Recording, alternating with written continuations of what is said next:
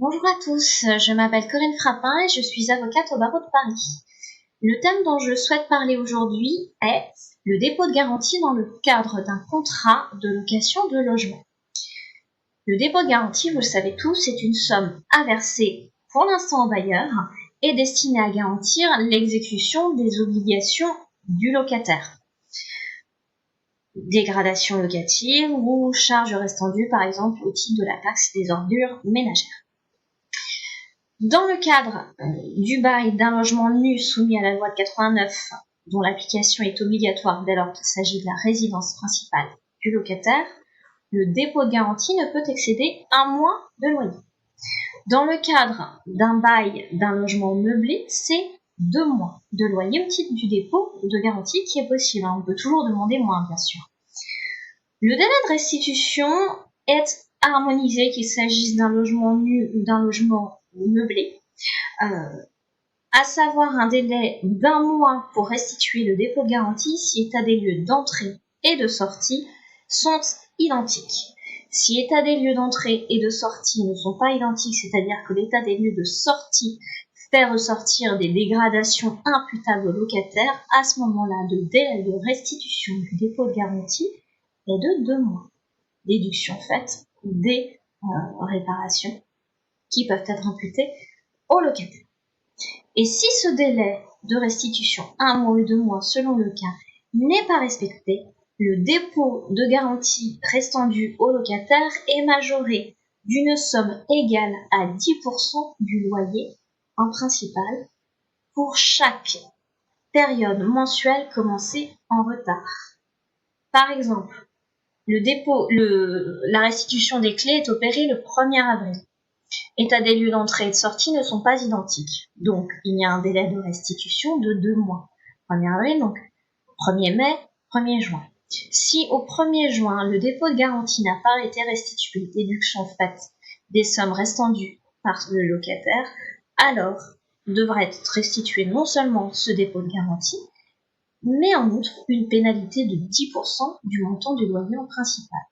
Donc pour un loyer de 1 000 €, c'est une somme de 100 € qui sera due par période mensuelle commencée en retard. Donc si le dépôt de garantie est finalement rendu au bout d'1 mois et 2 jours après l'expiration de ce délai de 2 mois, ça sera une somme de 200 € qui sera due en plus de la restitution du dépôt de garantie.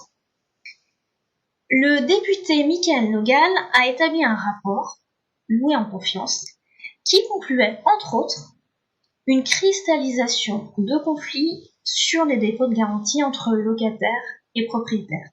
En clair, il a pu constater que des locataires ne payaient plus le dernier mois de loyer pour éviter le conflit lié à la restitution, délai de restitution ou à la non-restitution du dépôt de garantie, ce qui faisait que les propriétaires se retrouvaient sans aucune garantie. Il a ainsi déposé une proposition de loi le 4 février 2020 qui s'appelle « Sécuriser les propriétaires bailleurs et faciliter l'accès au logement des locataires ».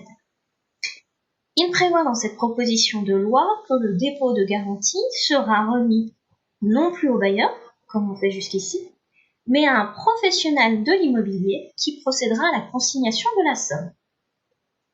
Alors, si cela règle la question de la capacité à restituer la somme, puisque le dépôt de garantie ne sera plus fondu dans le patrimoine du bailleur, en revanche reste entière la question du bien fondé de la retenue totale, ou partielle, ou pas du tout, du dépôt de garantie. En effet, si le texte de proposition de loi renvoie à un décret en Conseil d'État pour déterminer les modalités de dépôt et de restitution du dépôt de garantie, le rapport Nogal évoquait une restitution soit d'un commun accord, soit à la suite d'une décision de justice. Donc il n'y a pas d'avancée sur ce point, en tout cas pour l'instant.